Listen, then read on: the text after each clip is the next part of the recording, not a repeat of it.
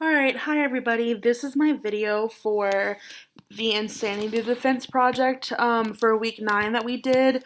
Like Michelle, I decided to go ahead and do a screen captured video to explain the case that I chose as well as how it relates to the Insanity Defense.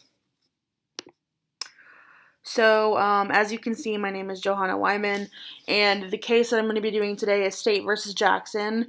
Here's a citation if you guys want to follow along on Westlaw or any other website that you can find the case on. Okay. So, here are the facts of the case. The undisputed proof establishes that near the intersection of 3rd and Poplar in Memphis, Edward Jackson confronted Melvin Coffey and shot him twice. In Elkin's opinion, that was the medical examiner, these wounds produced massive injuries to Coffey's internal organs and caused his death. Evidence established that Coffey had leased a small apartment in the basement of his home to Jackson. The two men became close friends. The precise date is unclear, but in late 1989 or early 1990, Coffey evicted Jackson. Following this, Jackson began to talk irrationally about Coffey. For example, Jackson told others that Coffey had broken into his newly acquired living quarters and poisoned his food. Beyond this, Jackson expressed the belief that Coffey was stalking him in order to kill him. These irrational beliefs produced irrational behavior. Perhaps the best illustration is the defendant's installation of a locking device on his refrigerator to keep Coffey out of it.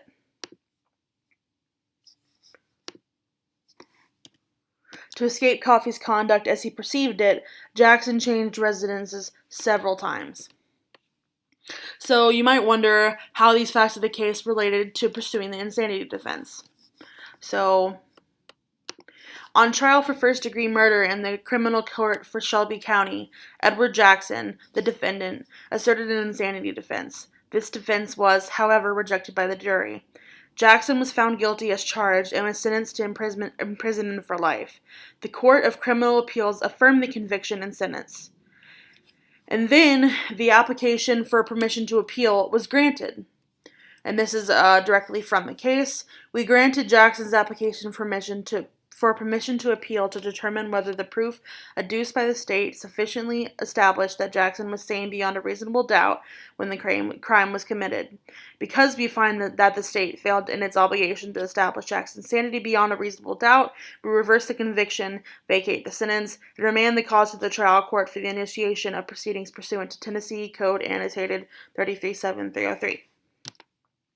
So the statute that relates to insanity here in Tennessee, I went ahead and screen captured it screenshotted it here for you guys. A says it is an affirmative defense to prosecution that at the time of the commission of the acts constituting the offense, the defendant, as a result of a severe mental disease or defect, was unable to appreciate the nature of wrongfulness of the defendant's acts. Mental disease or defect does not otherwise constitute a defense. The defendant has the burden of proving the defense of insanity by clear and convincing evidence. As it is in the section, mental disease or defect does not include any abnormality manifested only by repeated criminal or otherwise antisocial conduct. No expert witness may testify as to whether the defendant was or was not insane as set forth in subsection A. Such ultimate issue is a matter for the trier of fact alone. So this was the holding in the case. I went ahead and screenshotted it for you guys as well, so I don't have to keep referencing to the case and pulling it up on Westlaw.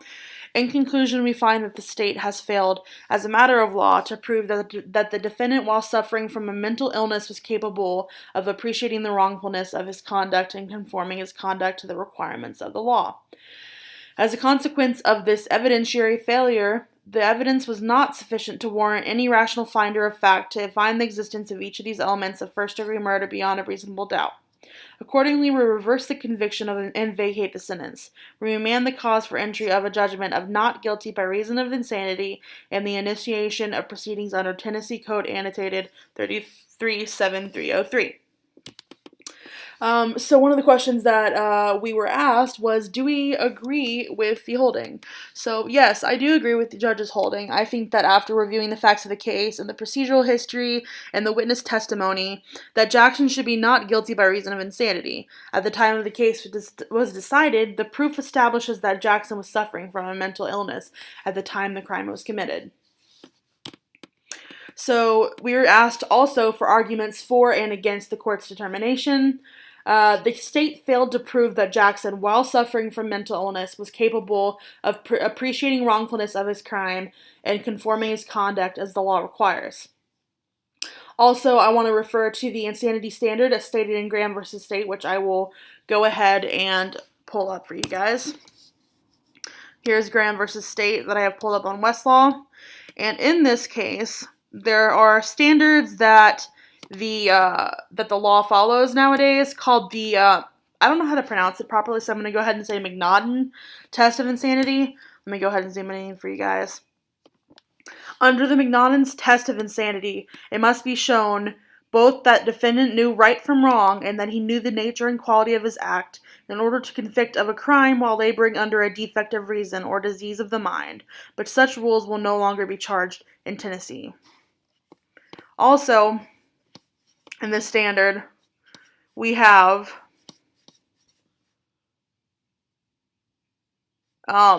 that despite the inclusion of alternative tests in the original McNaughton case, the most common form in which the McNaughton test now appears is whether the defendant had the capacity to know right from wrong and respect the particular act charged.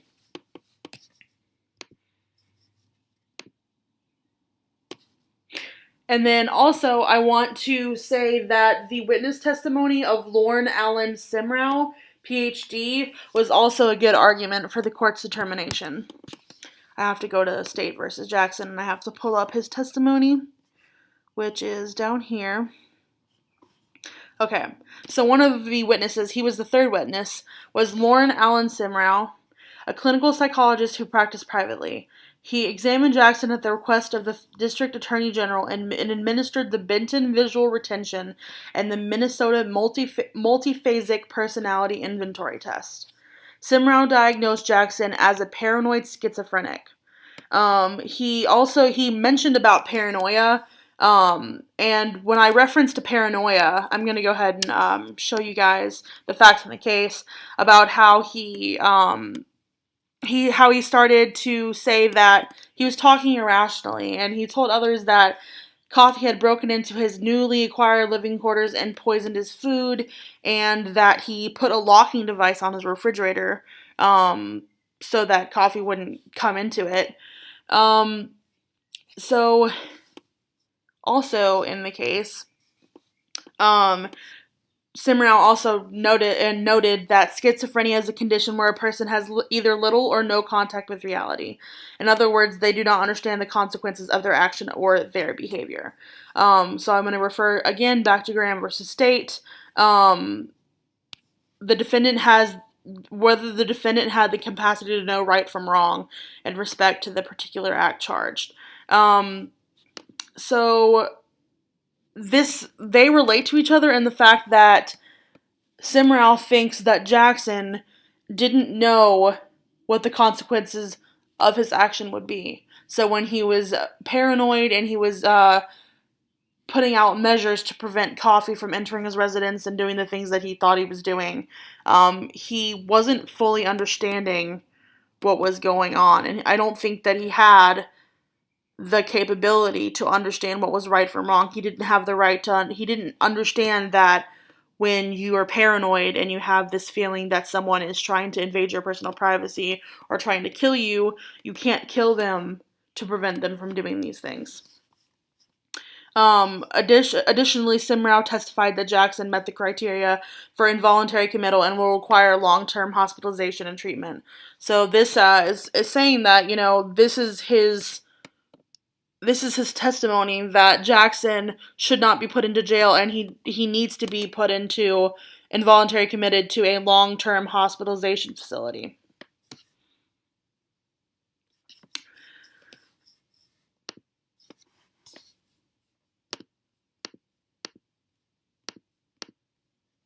Okay, and then arguments against the court's determination. I think the only arguments against that could possibly be made are the negative treatment flag that is on Westlaw. So let me go ahead and show you that. Right here on Westlaw, this red flag indicates severe negative treatment, and when you go over here to the negative treatment, it's the fact that it's superseded by a new statute. And I'm going to refer to State versus Thompson. This case was decided in 1994, and new statute was introduced in 1995. Let me go ahead and pull that up for you guys and zoom it in so you guys can see. Until 1995, the statutory definition for insanity was as follows. Insanity is a defense to prosecution if, at the time of such conduct, as a result of mental disease or defect, the person lacked substantial capacity either to appreciate the wrongfulness of the person's conduct or to conform that conduct to the requirements of the law. And the new section, so it says, in 1995, our legislature amended this insanity statute in its entirety. The new section on insanity states, it is an affirmative defense to prosecution that, at the time of the commission of the acts constituting the offense, the defendant, as a result of a severe mental disease or defect, was unable to appreciate the nature or wrongfulness of such defendant's acts. Mental disease or defect does not otherwise constitute a defense. The defendant has the burden of proving the defense of insanity by clear and convincing evidence. Therefore, the new insanity statute alters the definition of insanity and makes insanity an affirmative defense, which the defendant bears the burden of proving by clear and convincing evidence.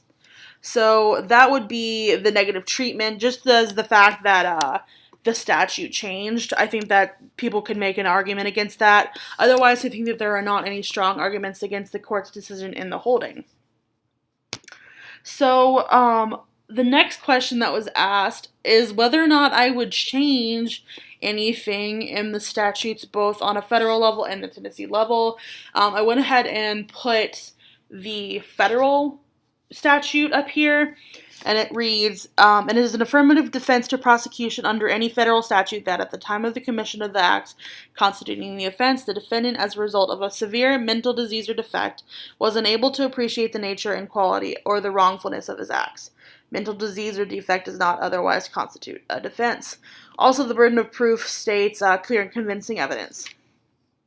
So the question proposed was whether or not I would do anything to modify the statutory definition of legal defense of insanity in Tennessee and in the federal system.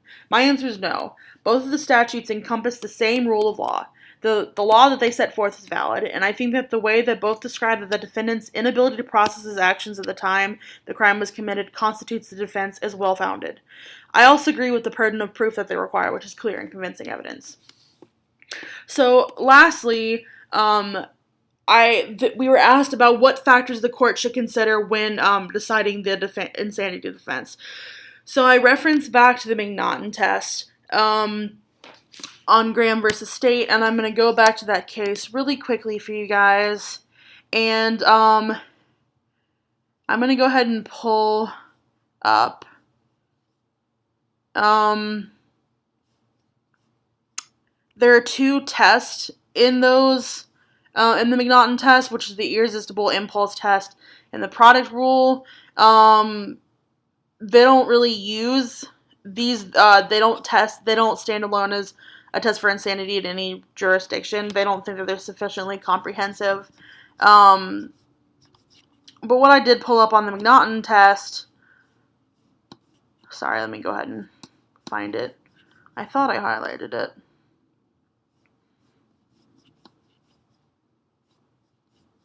Excuse me while I find it. Oh, here. Okay. There are two McNaughton tests: knowledge of the nature and quality of the act, and 2, knowledge of its wrongfulness. These criteria are expressed in the conjunctive in that it must be shown that the defendant knew right from wrong and knew the nature and quality of the act in order to convict of a crime while laboring under a defect or reason or disease of the mind. If a defendant does not know the nature and quality of the acts, he is insane. If he knows this but does not know right from wrong, he is insane. Okay, so that is how I said that the McNaughton test should be one of the criteria. And then also, in the Graham versus State, I'm not going to go back to it because I keep pulling it up, but it does put under, in that case, the questions for jury consideration, and I think they're very important.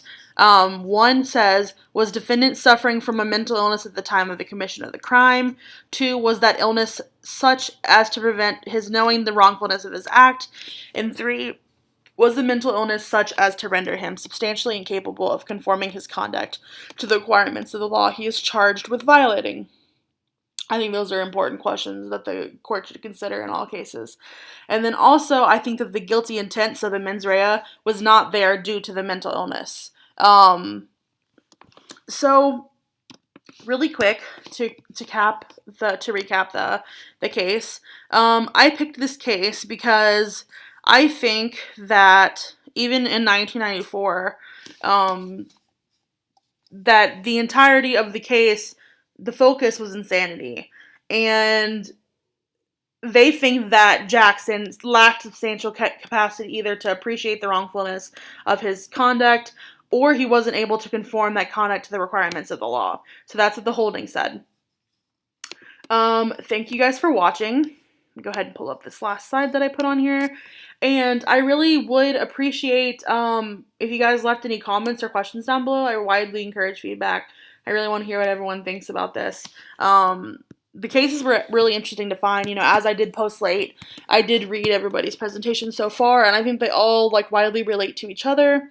And there's a lot of information out there on cases that they try to pursue the insanity defense, and it doesn't quite add up. They can't fully prove the burden of proof, or they can't fully prove what the statute says.